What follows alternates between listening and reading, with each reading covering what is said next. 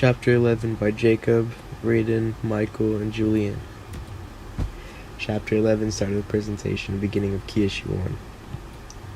Industrial Revolution. The Industrial Revolution was a series of improvements in industrial technology. Many important inventions were created, such as the steam engine, patented by James Watt in 1769. These improvements started in the United Kingdom in the late 1700s. The first industries impacted by the Industrial Revolution were the iron, textiles, chemicals, and food processing industries. Industrial regions. Industrial regions are the regions which have numerous sub-areas. The three main areas are Europe, North America, and East Asia. Europe was the industrial birthplace. North America was the leader in industry in the 19th century, and East Asia is now the leader in industry in the 21st century. The European sub-regions are United Kingdom, Mid-Rhine, northeastern Spain, Po Basin, Silesia, Donetsk, Moscow, Volga, Kuznetsk, Urals, St. Petersburg, and Rhine River Valley. The North American sub-regions are southeastern Ontario, Mohawk Valley, New England, Middle Atlantic, Pittsburgh, Lake Erie, Western Great Lakes, Southern California, and Northern California. The East Asian sub-regions are Japan, South Korea, and China. Site factors. Site factors are industrial location factors related to cost factors inside of the production plant. Three forms of site factors are labor, capital, and land. Labor is where factories try to minimize the workers' wages as much as they possibly can. Capital is just where banks loan money to businesses to help start the business, and land is where a company has to find the right place to place their factories. Situation factor. A situation factor is a location factor relating to the transportation of materials to and from a factory. The two main factors of this are the proximity to inputs and proximity to markets. Proximity to inputs means that the plant location is as close as possible to the input. If the cost of transporting raw material to the factory is more expensive than delivering the product to the market. Proximity to markets means that the optimal plant location is as close to the market as possible. Bulk reducing and bulk gaining industries. A bulk reducing industry is an industry where the input of raw material weighs more than the finished product that is shipped out to the market. One example of this is the copper industry. A bulk gaining industry is an industry where the finished product weighs more than the input of raw materials. An example of this is the beverage bottling industry. Single market manufacturers. A single market manufacturer is a specialized manufacturer that only has one or two customers. They could specialize in anything such as car parts or making zippers. One big example of a big single market manufacturer is the zipper manufacturer YKK.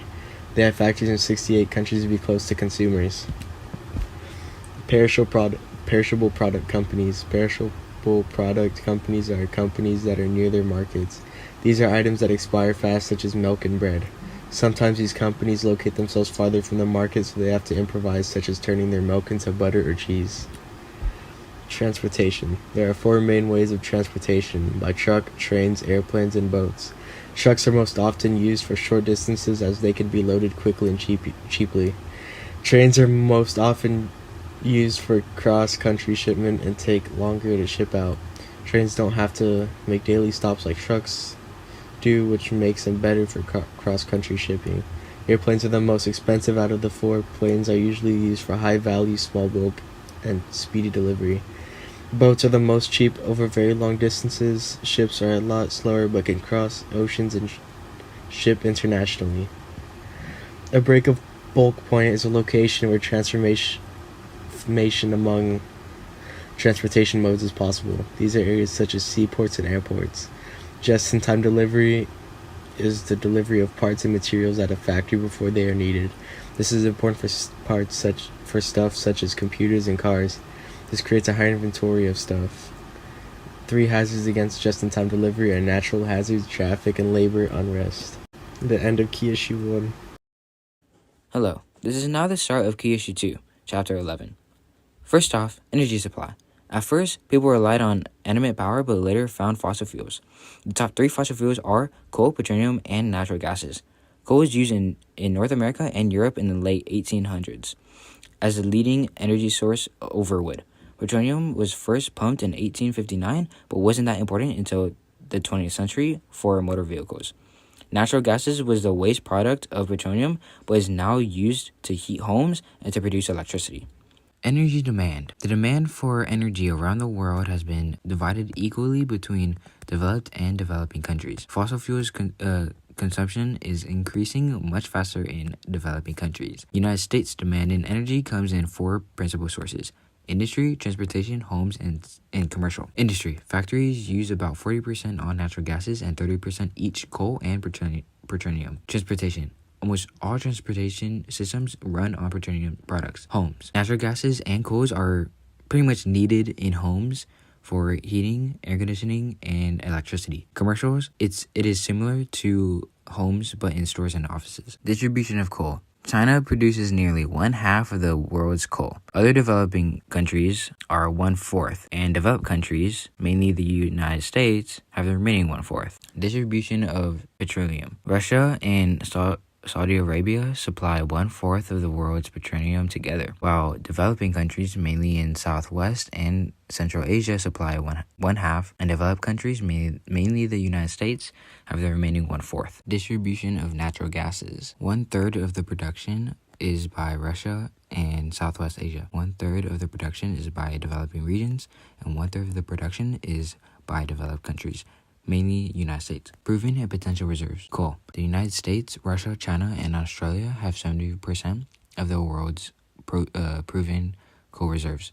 Natural gases. Iran, Russia, and Qatar have 1/2 of the world's proven reserves for natural gases. Petroleum. Venezuela and Saudi Arabia have the two leading locations of proven petroleum reserves. World oil trade.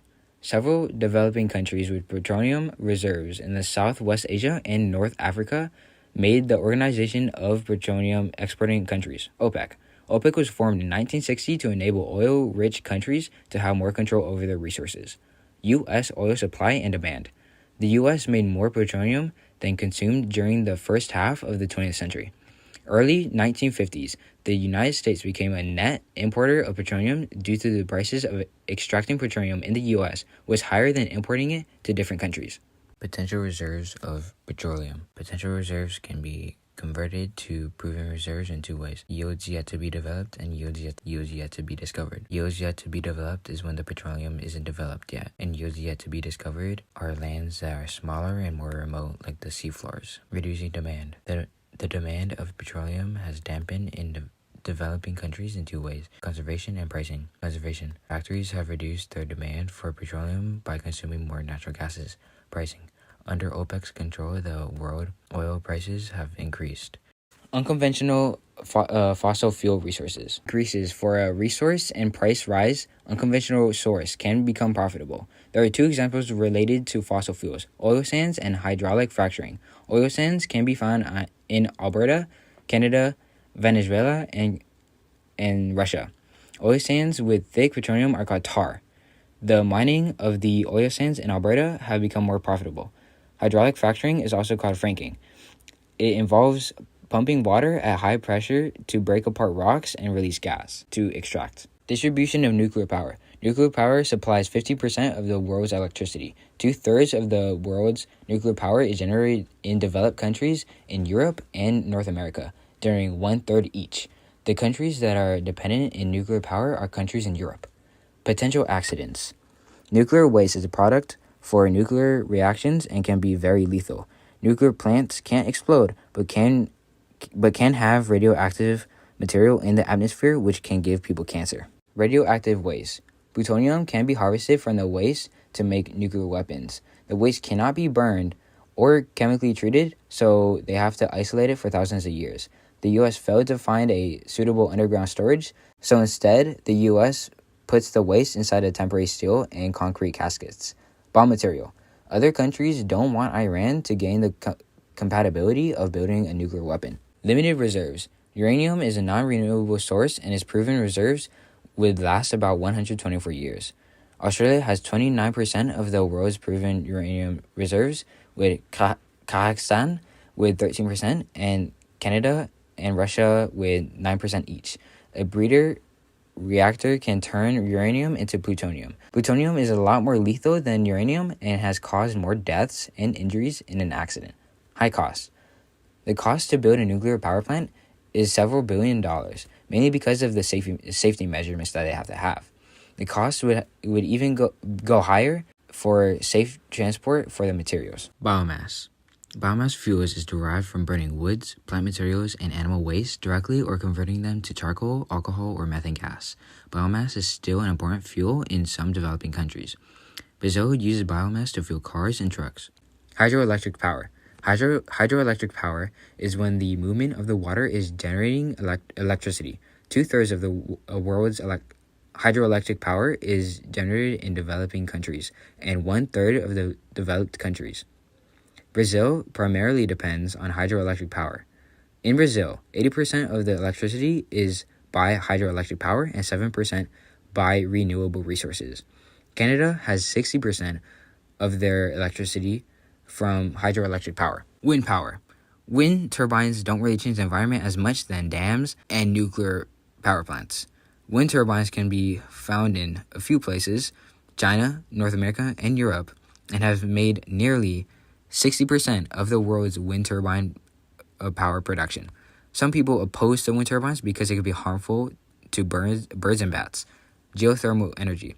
Energy from hot water or steam is called geothermal energy. The United States, Philippines, and Indonesia are the leading producers of geothermal power. Passive solar energy. A passive solar energy system collects energy without the use of mechanical devices. Early skyscrapers used passive solar energy, and passive solar energy played a major role in constructing homes and commercial buildings after World War II. In modern days, buildings could get passive solar energy through advanced glass technology. Active solar energy. An active solar energy system collects solar radiation through the use of mechanical devices and converts it either to heat energy or to electricity. Bell Laboratories made the photovoltaic cell in 1954. The photovoltaic cell generates a small electric current, but with a bunch of cells wired together can make a lot of electricity. Solar-powered electricity. Solar power can be produced as a central station and distributed by electric company. In developed countries, solar-generated electricity is used on spacecraft. Rooftop devices collect heat and stores water for apartment in Israel and Japan, and individual homes in the United States. In sub-Saharan Africa, more homes are using the photovoltaic cells than hooking up to the central power grid. In Morocco, solar panels are sold in open markets next to carpets and tinware. The end of Key Issue 2. Chapter 11. Start of Key Issue 3. Air pollution. The average atmosphere is made up of 78% nitrogen, 20% oxygen, 1% argon, and the remaining 0.04% includes several trace gases. Air pollution is a concentration of trace substances at a greater level than occur in average air. Most air pollution comes from factories, power plants, and motor vehicles. Factories and power plants produce sulfur dioxides and solid particles primarily from burning coal. Motor vehicles produce carbon monoxide, hydrocarbons, and nitrogen oxides. Local scale air pollution. Air pollution is especially severe in places near emission sources such as urban areas. Cities with the most air pollution are in Asia, especially China and India. Urban air pollution has three basic components, which are carbon monoxide, hydrocarbons, and particulates. Photochemical smog causes respiratory problems, stinging in the eyes, and an ugly haze over cities. Regional scale air pollution. Acid precipitation damages lakes, killing fish and plants on land. Acid in the soil can injure plants. Global scale air pollution. Climate change. Average temperature on Earth's surface has increased by 2 degrees Fahrenheit. Temperature increase is due to humans mainly by burning fossil fuels in factories and vehicles. The rise of carbon dioxide in the past 200 years has increased by 1/4. Greenhouse effect. The increase in Earth's temperature caused by carbon dioxide trapping some of the radiation emitted by the surface. Some of the wealthiest countries located primarily in Europe, with GNI per capita between $30,000 and $50,000, show declines in pollution. Global scale air pollution. Ozone damage. Ozone, a gas that absorbs ultraviolet radiation in the stratosphere, a zone between 15 to 50 kilometers above Earth's surface. Without ozone in the stratosphere, UV rays would damage plants, cause skin cancer, and disrupt food chains. Chlorofluorocarbons, a gas used as a solvent, a propellant in aerosols, a refrigerant, and in plastic foams and fire extinguishers.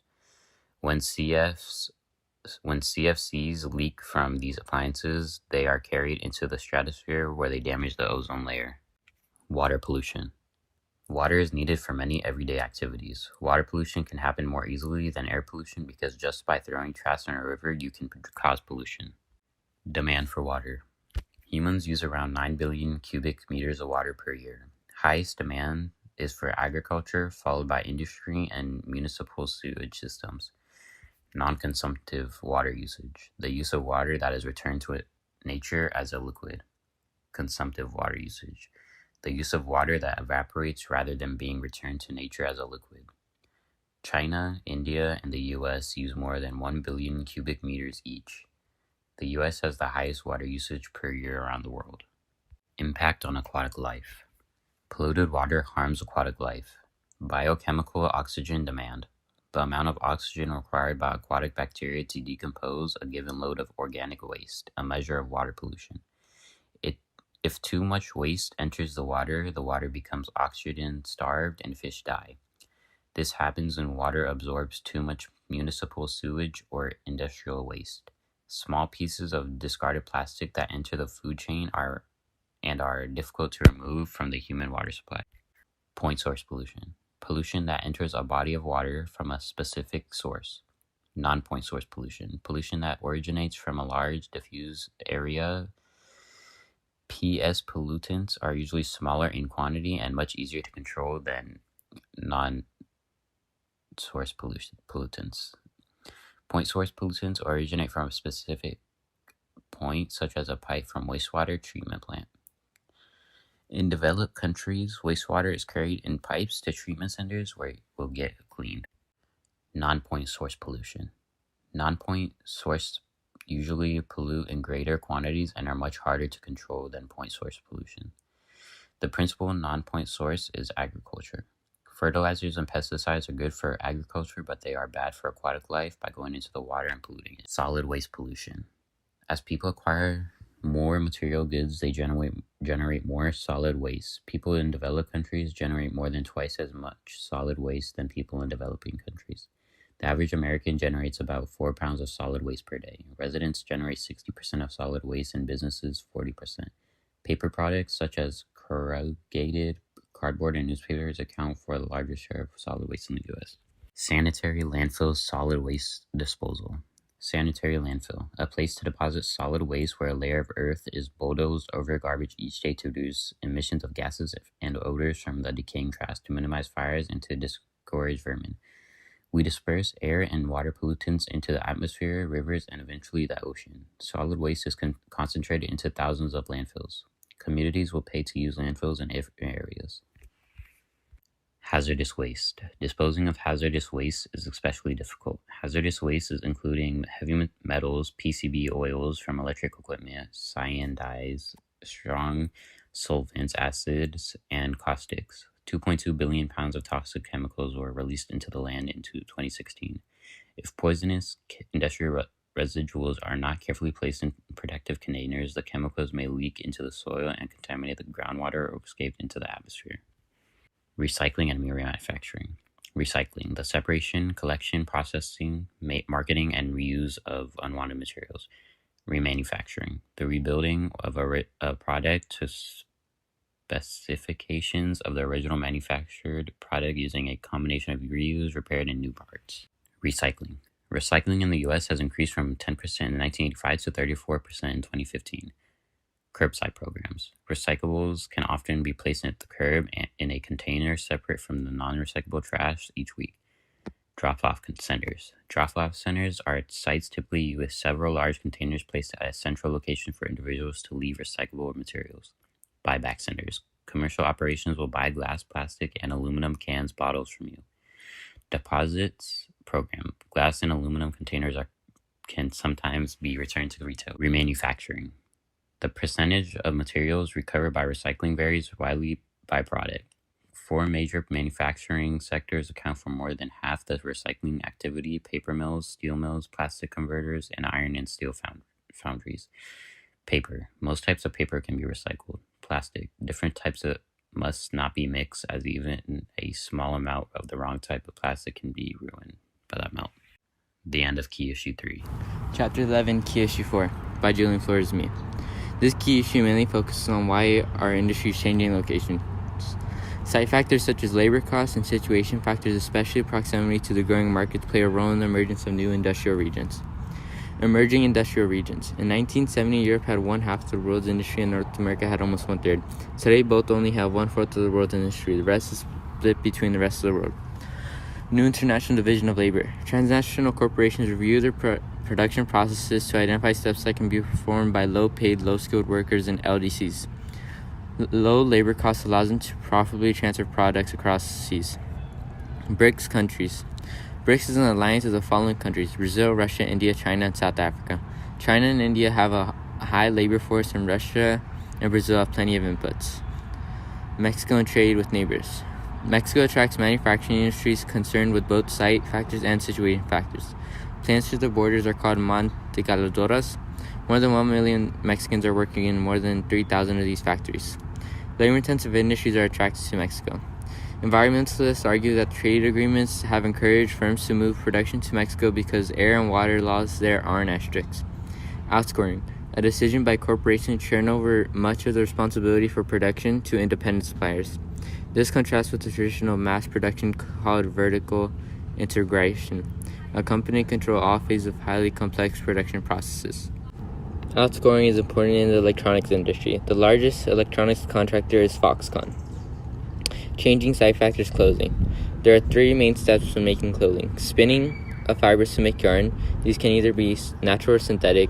Weaving and assembly. Weaving is when they get the yarn and knit it into a fabric, or weave.